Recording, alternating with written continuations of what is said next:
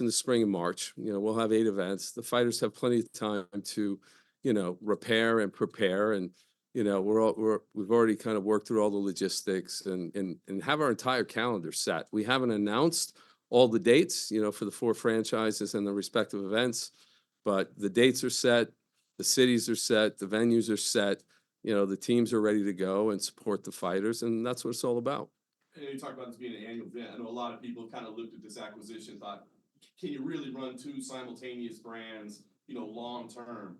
Are you saying that you believe this is the long-term solution and not maybe just kind of a bridge or a short-term operation? Yeah, no, we're so excited that we have, it's a beloved brand in MMA.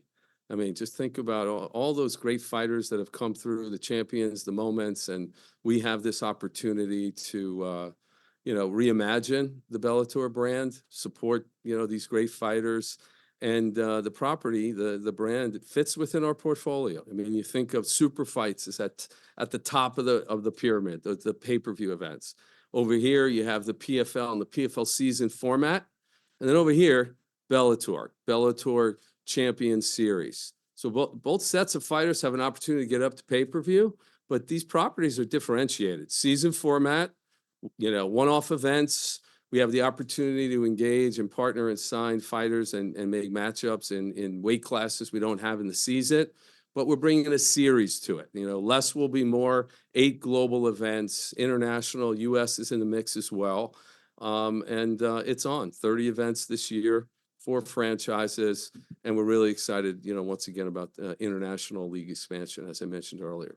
Well, great things going on. We did lose one potential champ versus champ fight overnight. The announcement today with Kayla Harrison left the organization. I guess, can you give us your thoughts on that and kind of what transpired, I guess, that we thought this fight was going to happen and now she's in the UFC? Yeah, listen, we wish Kayla well. Yeah, she's a 2-time champion with us, women's 155. And, she's moving on to UFC. She's going to be on a historic card, which I believe really illustrates, or it's a testament to the level and quality of talent in the PFL. So we wish her well. It's going to be interesting to see how Kayla does with fighting the 135 division. But, nothing but the best, nothing but love. And we're really excited. We'll continue to be excited about supporting women in the sport. We have some of the best women on the planet in combat sports. You saw Clarissa here making her third. This is her 3rd fight, right? She's got something to prove. I mean, she's the greatest woman all-time boxer. 2 Olympic gold medals in boxing. She has 4 belts as a pro in boxing, and now humbly, she's taking on another sport. So she's a superstar. We have other superstars. I mean, Cyborg. We're disappointed that fight, between Cyborg and Kayla did not happen, and Kayla chose not to make it happen and move on to her next chapter. But when you think about Layla McCourt, you think about Larissa Pacheco. Larissa, 2-time PFL champion, women's 155 in 2022. She won 145 championship this past year. So she holds 2 belts, 2 different weight classes. She obviously defeated Kayla in 2022 in that championship. So she's ready. She wants Cyborg. I know that for a fact. And we have a great division, between 145ers and 155. And we're bringing women's 125 up from PFL Europe. We haven't talked much about that. Dakota Dechevich, she's an amazing athlete out of PFL Europe. So we're bringing that. Not only is Dakota coming up to the global season, but the actual weight class, women's 125 is coming up. And then when you marry the 125ers that we developed in Europe with the Bellator women, the 125ers, best 125 division in MMA, period. Is that an additional division, or will that be at the expense of another division that you pull out of the division? Yeah, so we decided to bring in women's 125 as the women's weight class alongside 5 men's weight classes. But outside of that, you'll see Larissa on and Cyborg on pay-per-view cards. You'll see them on potential Bellator cards, global events. So we have the opportunity to sort of expand our focus with women's, and that was the goal. Classic me. We've seen a lot of fighters, they're like, hey, I'm a free agent now. I mean, we knew there was going to be some roster attrition. I guess kind of where do you stand, with how much the Bellator roster will be kept around and how many decisions still need to be made, or has that all been done at this point? Yeah, no, I mean, listen, we have a great team, and now combining our capabilities with Ray Sefo, Mike Hogan, and the team, most of the decisions have been made, I would say internally. Who's fighting in the PFL season, and half of that roster that will be PFL fighters returning, and then the other half will be the new, roster coming into the mix from Bellator. So we're in the process of working through those details, with the fighters, getting ready to launch in April. Same thing on the Bellator Champion Series. So, and overwhelmingly positive, from all the fighters on both sides, and in particular, the Bellator fighters. They're ecstatic to get this level, I believe, of support, promotion, and storytelling that they candidly were not getting enough of in the past. But we're going to do what we do and support their journeys, emotional journeys, physical journeys, not just the events, but kind of year-round storytelling for the fighters. Just curious on divisions that you mentioned for the PFL season format. Are there thoughts of expanding more? You mentioned about this women's division now, but are there thoughts, because there's so much talent now that you all have, of in the future having more regular season format and more men's and or women's divisions? Yeah, I mean, hey, we have over 400 fighters now, and when you look at this roster overall, across each of these franchises, pay-per-view fighters, global season fighters, and then the Bellator fighters in the Champion Series, the roster is really second to none, and it's on, and we're not stopping here. So, the answer to your question is we'll continue to develop, great fighters and stars, and expand. And we'll expand internationally. We'll have 6 international leagues up and running in less than 2 years.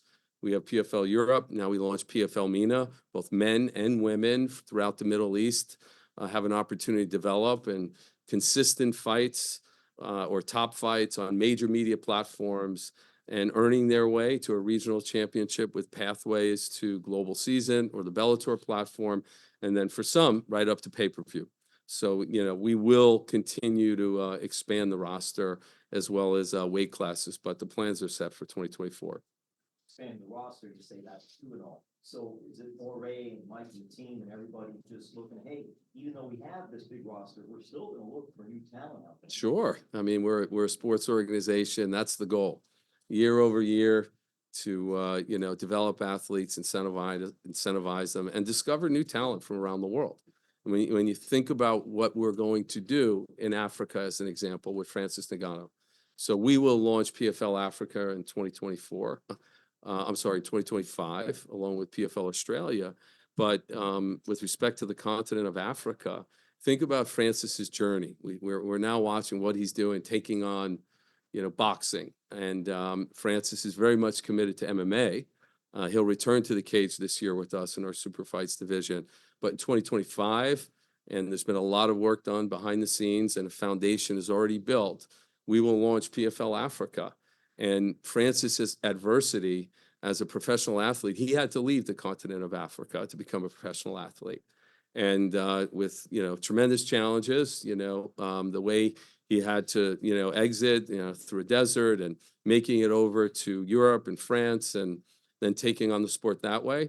So our vision, our goal under Francis's leadership and as an icon, will develop athletes on the continent. They will not have to leave the continent. They'll become pro athletes, getting paid, and become champions. So we're very, very excited about, all the international expansion, but in particular, when you think of Francis's story and our opportunity in the sport of MMA to put resources, infrastructure around the world, we're not just staging one-off events and leaving. The PFL, we're staying, we're growing, we're committing to the markets, we're committing to the athletes at different stages of their career. That's for me. I'm a South Florida guy, so I'm just curious. I know you don't want to give anything away and all, but might I be happy in 2024? Might be there's something happening in South Florida? Hey, we do have an event. We haven't announced it yet. Well, we'll be back here at the Hard Rock for an event. Details to follow. We love the market. This is a great, venue, and we'll be back. I have been lucky enough to been to multiple PFL events here in America. What do you say to some of the fans and to other media sites to, hey, this is the biggest probably event you have ever put on, but it's in Saudi Arabia. Are we going to see a pay-per-view in the foreseeable future in America?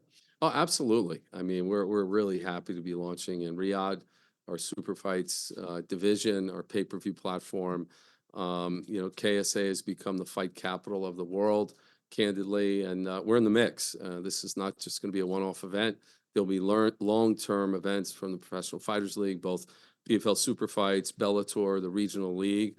But for sure, we'll be bringing big events here to the U.S.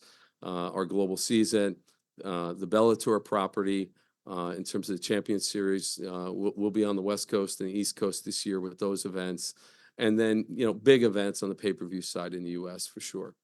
My last one, to be brutally honest, I think one of the most successful things that PFL done over multiple years has been the Challenger Series. We've seen the challengers rise up into future champions. I didn't hear that at all going this year was the Challenger Series. Is that still going or is that coming? Well, after 2 seasons, we created another new format. You know, American Idol meets MMA. Those early stage fighters on the come up, 4 fights, right? 4 winners each event, Friday nights. One performance gets the contract, and right on stage you saw Impa. Now Impa, he got his shot right here in Florida, in Orlando, in the Challenger Series. He made his way through the gauntlet of the PFL season, became champion. And now he's on the stage fighting one of the best welterweights in the world. And so it's on. So IMPA is a great example of our system works, the platforms to develop and showcase fighters and see them graduate, the ones that earn it. So it's on. With respect to this year, we put it on pause. We're taking on Bellator. We're focused, bringing that into the system. But Challenger Series will be back next year for sure. Damian Martin. Hey, Pete, just following up on John's question earlier, could you clarify the contract situation that happened with Kayla? Because I think Don Davis had said he thought she had 1 fight left, and then was it a situation where you guys basically decided to let her go? Could you just kind of clarify like how that all played out? Yeah, Davey, I mean, we're not going to get into contract details, but, you know, like I said, we're supportive of Kayla's next chapter. You know, listen, 6.5 years, we ushered Kayla into the sport. You know, she's a champion, and we'll definitely continue to root for her and representing the PFL and mixing it up at you know, with the UFC and their fighters. And as I said, disappointed. You know, we had the fight that matters, the fight that matters most. Candidly, the biggest fight in women's sport in MMA. And you know, ultimately, Kayla made a decision to move on. We wanted to make that fight. But once again, you know, we're going to continue to build what we're building. We have a great PFLW roster. And with respect to, you know, contract details, it's all good. You know, we're supportive of Kayla. And of course, the situation now becomes Chris Cyborg against Larissa Pacheco. I know there were talks about maybe putting that one together even for this February card. And I think Chris, maybe she said on Twitter, she only has 1 MMA fight left. Have you talked to her, and is that kind of the plan now to book that fight sometime this year? Yeah, you know, those details are, you know, in a planning stage. We're excited about Cyborg, you know, the best woman fighter in the sport. You know, we really tried in the past to bring her into the PFL system, and now with the acquisition, we have that opportunity. Nothing but respect for Cyborg, and in this chapter of her career, she wants big fights, and she's up for it. So you know, we have it with Layla McCourt. You know, we have it with Larissa. So we'll be announcing those details soon. And just to clarify, you said, so this season there will be no women's featherweight tournament. It will just be the flyweights. Is that correct? Did I hear that correct? That's correct. In the league season. Right. And obviously this champ versus champ card played out really well with a lot of the matchups, especially getting Johnny Eblen to fight Impa Kasanganay when you guys don't have a middleweight division. Can I ask about a couple, like, obviously I think Patchy Mix is probably, you could argue, maybe the #1 pound for pound fighter in Bellator. Have there been talks about how soon you want to get him a fight, and kind of getting that division ramped up a little bit, because I think he has wins over, I want to say, like number 2 through 5 in Bellator already. So like, where's Patchy Mix in this conversation right now? Well, hey, we have the Bellator Champion Series coming, so stay tuned on those matchups, those title fights, 8 events coming. We start in March. We will kick off the Bellator Champion Series in Belfast in March. Thanks, Pete. We're gonna do last question. Harry Davies, please. Hi, Pete. I joined a bit late, so apologies if you've been asked this. I wanted to talk. When I Harry, spoke you to never miss a trip. Oh, I of can't course, believe never. this. I know. Usually, I'm all out on time, so apologies if you've had to repeat yourself here. But when I spoke to you at the championship event, you said, "But look, Francis is ideally going to fight at the start of next year or the end of next year. It's looking like it's going to be the end. Is that sort of the plan that you're going to still or not?" Yeah, we're excited about Francis returning to the cage, Harry. Francis right now, obviously, he's focused on a major event, which will also happen in KSA against AJ.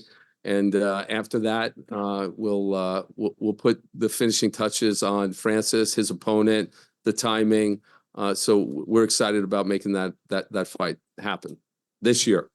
Is there anyone else in mind that you have, or is it safe to say this Henan and Bader fight is sort of, almost the decider of who's going to face Francis next?